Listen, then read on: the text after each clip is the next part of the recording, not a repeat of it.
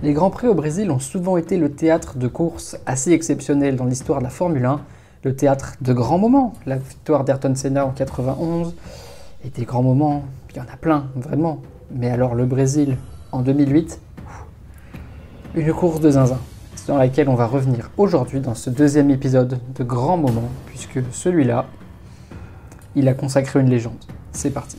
Mais avant, faut se remettre un peu dans le contexte, parce que la course, c'est une course de zinzin, mais la saison 2008, c'est aussi une saison all-time. Une saison où on aura eu 4 leaders au championnat du monde de 3 écuries différentes. Il y a Hamilton qui a mené le championnat du monde, il y a Massa et Raikkonen qui ont mené le championnat du monde, et il y a même Kubica sur sa BMW qui a mené le championnat du monde après sa victoire à Montréal. Non, c'est...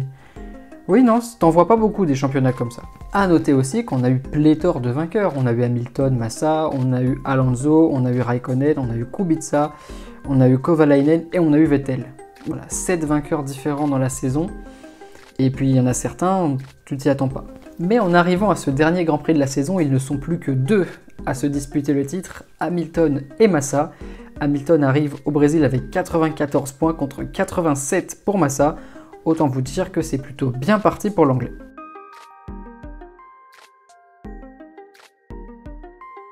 Après, on remonte un an en arrière, et le Brésil, on disait aussi que ça partait bien pour Lewis Hamilton, qui a perdu le titre là-bas l'année précédente pour sa première saison en Formule 1. Voilà, c'est pas une terre de bons souvenirs pour Lewis, alors que pour Massa, c'est plutôt une terre de bons souvenirs, puisqu'il a gagné là-bas en 2006, et il a fait deuxième en 2007, mais pour laisser Raikkonen remporter son titre de champion, il avait le rythme pour gagner. Massa, c'est chez lui le Brésil, et il est rapide sur ce circuit. Et il montre que la pression populaire ne l'atteint pas et qu'il est toujours aussi rapide sur ce circuit en allant chercher la pole le samedi, sa 6e de la saison devant Jarno Trulli, Kimi Räikkönen et Lewis Hamilton en 4e position. A noter que celui qui a le plus de pôles sur la saison, c'est Lewis qui en a 7 contre 6 pour Massa donc. Les qualifs se sont déroulés sur le sec, mais quelques minutes avant le départ, la Chuva arrive à Interlagos et les pilotes vont partir en pneus intermédiaires pour cette course. Une course qui promet d'être mouvementée et une course à grands enjeux. Qui de Massa ou Hamilton décrochera son premier titre?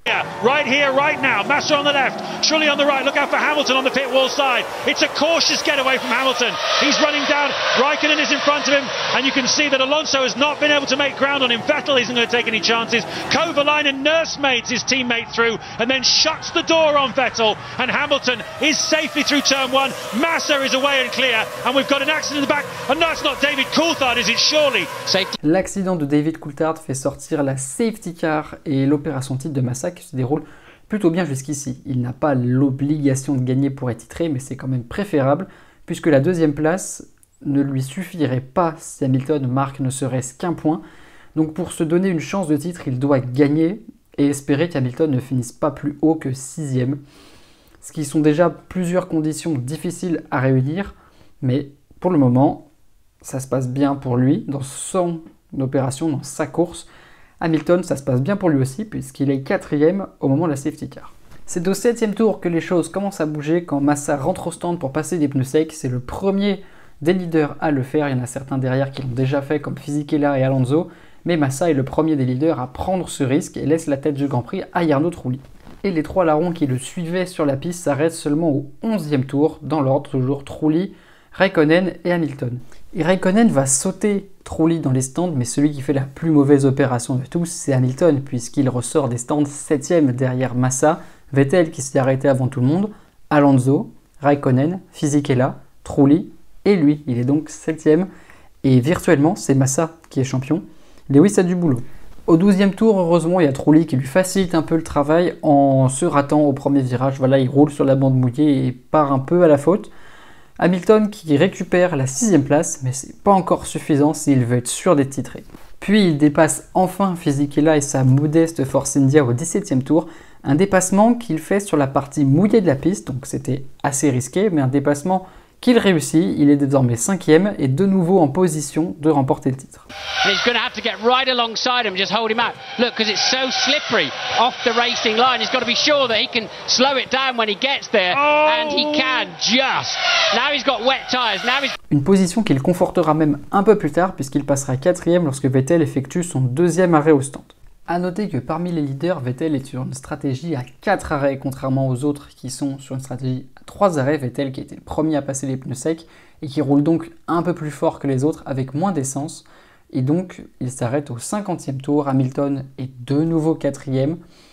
Jusqu'ici, tout va bien, mais un événement va venir bousculer la fin de course. Oui, parce que Vettel est ressorti derrière Hamilton et se rapproche au fur et à mesure des tours, mais la tchouva va frapper une nouvelle fois à quelques tours de l'arrivée. Et à ce moment-là, on se dit que le ciel est avec Massa, parce que si les positions en restent ainsi, Hamilton est champion, vous l'avez suivi, mais avec la pluie, ça redistribue les cartes, et la pluie au 66e tour, à 5 tours de l'arrivée, est-ce qu'on s'arrête? Est-ce qu'on s'arrête pas? Qui va oser? Qui ne va pas oser? Est-ce que Hamilton va suivre Massa, ou est-ce que Hamilton va tenter l'impossible? Les 5 derniers tours de ce Grand Prix appartiennent à l'histoire. On est donc au 66e tour et Alonso, Raikkonen, Hamilton et Vettel s'arrêtent tous pour mettre des intermédiaires. Massa ne s'est pas arrêté. Et dans ce 67e tour, alors que Kubica joue à la fusée et s'amuse à se dédoubler de Vettel, Hamilton le laisse passer, mais erreur. Vettel en profite. Il est désormais 6e et c'est désormais Massa qui est en position de remporter le titre, alors qu'il ne reste plus que 3 tours dans ce Grand Prix. World Championship. Hamilton's got a bunch of traffic ahead of him. This is unlapped He's a himself. lap down. He's unlapping himself. He would argue he's entitled to do that. Hamilton lets him through. So he's got grip, but Hamilton's lost it. Oh my goodness me! Vettel's taken the place, and that could cost Hamilton the World Championship. Les tours s'égrènent et sont longs pour les Brésiliens, pour les fans de Ferrari, pour les fans de McLaren, pour Lewis Hamilton, pour Felipe Massa. Les tours sont très longs pour tout le monde et on arrive au 71e tour. Massa franchit la ligne en premier. Il est champion du monde. Through to claim his 6th victory of the season. He has done everything he needed to do, and we wait now to find out who will be the world champion of 2008. Can Hamilton do anything? Can he run it? Et dans les tribunes, tout le monde explose de joie. Dans le stand Ferrari, tout le monde explose de joie. Massa qui lève l'index, qui... Ah là, il a gagné. À ce moment-là, tu cherches quoi? Tu cherches un écran géant? Tu cherches la tour de contrôle? Il n'y en a pas au Brésil. Massa, il doit chercher un écran géant. Et il doit chercher la position d'Hamilton sur cet écran géant. Il passe dans le premier virage, puis dans le deuxième, et puis il y a son ingénieur Rob Smedley qui lui dit à la radio « Attends, c'est pas fini, on attend Lewis ». Et à ce moment-là, Rob Smedley, c'est peut-être encore le seul chez Ferrari qui a la tête sur les épaules, parce que dans les stands, tout le monde saute de joie. Et il a raison d'avoir la tête sur les épaules. Parce que Timo Glock, il est dans une galère de fou avec ses pneus secs sous la pluie qui redoublent d'intensité. Et rien n'est joué jusqu'au dernier virage. Un Timo Glock que Sébastien Vettel puis Lewis Hamilton vont passer à l'entame du dernier secteur. Et puis à ce moment-là, tu gardes le pied à fond jusqu'à la ligne. Hamilton est 5e. Il est champion du monde pour la première fois. Celebration starts to creep in for Lewis Hamilton. Raikkonen's third, and is that Glock? Is that Glock going slowly? It is, it's Glock! Oh my goodness me! Hamilton's back in position again! 100,000 local hearts sink in the grandstands. It's handed the place back to Hamilton. He comes through, and if I'm absolutely right, I'm sure that he is going to claim 5th place, which is all he needs to do to become the 2008 Formula One World Champion. Lewis Felipe Massa aura donc été champion du monde pendant 38 secondes et 907 millièmes. Pas assez pour entrer dans les livres d'histoire malheureusement. Et lorsque Lewis Hamilton passe la ligne, c'est la confusion dans le paddock puisque ça célèbre dans le garage Ferrari, ça célèbre dans le garage McLaren, ça célèbre de partout. Et puis l'information parvient jusqu'au garage de Ferrari que Lewis Hamilton a passé Timo Glock et est donc champion du monde. Et à ce moment-là, c'est violent chez Ferrari. Hein. La redescente d'adrénaline est très violente. Et le mécano qui annonce la nouvelle va même fracasser un mur avec sa tête. Ça a fait mal au crâne, dans tous les sens du terme. Et alors que Felipe Massa va se garer devant le panneau 1 sous le podium, il est en larmes dans son casque.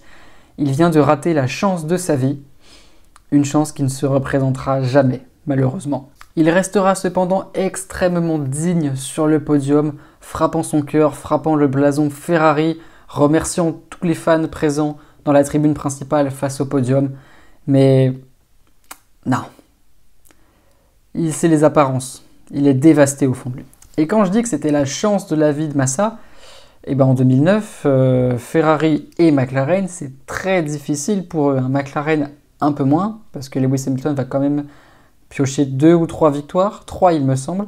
Ferrari, ils en piochent une avec Raikkonen à Spa, et Massa, l'accident en Hongrie, ça a détruit sa carrière. Hein. Malheureusement, pour ceux qui ne savent pas, l'accident en Hongrie de Massa, je vous laisse aller le regarder, il a pris un ressort qui est sorti de la voiture de Barrichello devant lui et le ressort lui a frappé la tête.